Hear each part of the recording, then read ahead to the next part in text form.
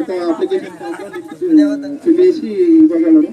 అయితే no ration Athur చిన్నలక్ష్మి, మిర్యాల కళావతి, మహమ్మద్ నసీమా బేగం, మెహిదా అంజుమ్, నల్లూరు దీప, నీలడి కళ్యాణి, నీరడి మల్లమ్మ, నిమ్మస్ నర్సవ్వ, కర్మల రత్నాబాయి, పెరిక భారతి, తోల స్వరూప కోట, రంగడి వసంత, సాటి గంగవ్వ, సహేర్ బేగం, షేక్ శంషాద్ బేగం, మునామల్, షేక్ షరీఫామారి లక్ష్మి, వజిదా బేగం అతియా అని యాడింగ్ చేయమని ఇంతకుముందు మీ సేవలు అప్లై చేసుకున్నారు. Pending DCSO, pending inspector. మనకు మీ సేవలో ఇంతకుముందు అప్లై చేసుకున్నారు. అప్పుడు రేషన్ కార్డులో మాకు పేర్లు కావాలని 128 మంది పేర్లు వచ్చినాయి. ఇప్పుడు అందులో ప్రతి విలేజ్కి 20-30 వస్తాయి. కానీ ఇప్పుడు మనకు ఎలిజిబుల్ లిస్ట్ మాత్రం 260 పేర్లు వచ్చినాయి. రాని వాళ్ళు మాత్రం అప్లై చేస్తే నెక్స్ట్ ఐటమ్ రైతు భరోసా ఉంది, మళ్ళీ ఆత్మీయ భరోసా ఉంది. సభ సజావుగా జరుగుతుంది. కొద్దిగా సైలెంట్గా ఉండండి, అది తర్వాత మాట్లాడండి. రైతు భరోసా గురించి మీరు దాని గురించి ఆందోళన చెందాల్సిన అవసరం లేదు. సైట్ ఓపెన్ అయినప్పుడు ఒక్కళ్ళకి తెలుస్తే అయిపోయి ఊళ్ళో అందరికీ తెలిసిపోతుంది రేషన్ కార్డు సైట్ ఓపెన్ అయిందని. అప్పుడు మీరు అప్లై, ఇప్పుడైతే గ్రామ పంచాయతీలో అప్లై చేసుకోండి. ఒకవేళ రాకుంటే మేము అప్పుడు మాట్లాడదాం. సైట్ ఓపెన్ కావాలి కదా.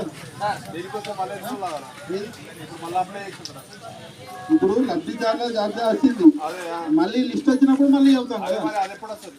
వచ్చినప్పుడు అంటే గవర్నమెంట్ శాంక్షన్ లిస్ట్ వచ్చినప్పుడు వస్తుంది. రేషన్ కార్డు కొన్ని వచ్చినాయి ఆల్రెడీ ఒక్క నిమిషం ఆగండి.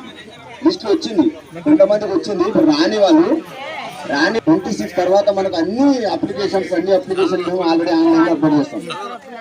దీంట్లో మీరు ఎలాంటి డౌట్ పడాల్సిన పని లేదు. దయచేసి మీరు అందరు అప్లికేషన్ పెట్టుకోండి. ఇప్పుడు రేషన్ కార్డుకి సంబంధించింది ఒక్క నిమిషం ఇంతకుముందు దరఖాస్తు చేసుకున్నారు, ఏదో తెల్ల పేపర్ మీద రాసిచ్చారు. అవి మీరు అడగచ్చు, మీరు అడిగిన దానికి మేము సమాధానం.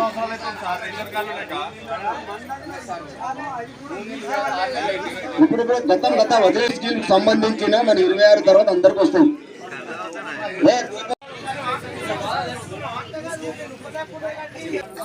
ఇందిరమ్మ ఆత్మీయ భరోసా స్కీమ్ ఉద్దేశం ఏంటి? అది కంప్యూటర్ నుంచి జనరేట్ అయ్యి వచ్చింది. కనీసం 20 మీరు ఇప్పుడు మనము ఇందిరమ్మ ఆత్మీయ భరోసా పథకం గురించి మన శ్రీలేశ్వర నిజాదాని నుంచి శ్రీలేశ్వరుడు చిన్నారెడ్డి గారు ఈ ఇందిరమ్మ ఆత్మీయ భరోసా స్కీమ్ లో ఎవరి పేర్లు వచ్చినాయో అదే చదువుతాడు. మాట్లాడండి. ఈ ఎజెండా అంశాలు అయిపోయిన తర్వాత మాట్లాడండి. ఆయన చదివినప్పుడు ఇప్పుడు గ్రామాల మీరు చెప్తారు కదా, మేము అనర్హులు ఎవరనేది చెప్తాము. ఆయనకి ఎట్లా ఉంటుంది? ఇప్పుడు గ్రామ సభ ఎందుకు? గ్రామ ఒక్కొక్కరు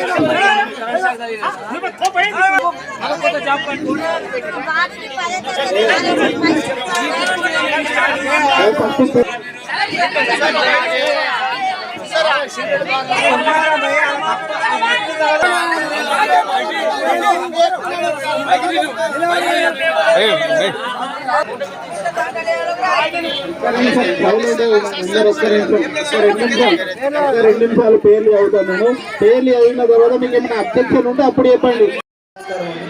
నేటి రోజున ఎడపల్లి మండలంలోని గ్రామంలో గ్రామ సభ నిర్వహించడం జరిగింది.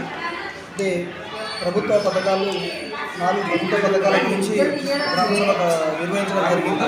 ఇంటి గ్రామసభకు ఎంఆర్ఓ హాజరవడం జరిగింది.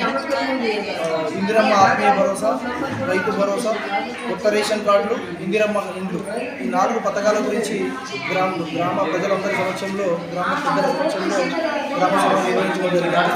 విజయవంతంగా నిర్వహించి ప్రజల నుండి అప్లికేషన్లు స్వీకరించడం జరిగింది. ఎటువంటి అంశాల్లో ఎవరికైతే మిస్ అయినాయో వాళ్ళు అప్లికేషన్ పెట్టుకోవడానికి వాళ్ళు చెప్పడం జరిగింది. వాళ్ళు అప్లికేషన్ ఇస్తున్నారు. సరైన అరువులకి గుర్తిస్తున్నారా లేకుంటే ఎట్లాంటివి చేస్తున్నారు?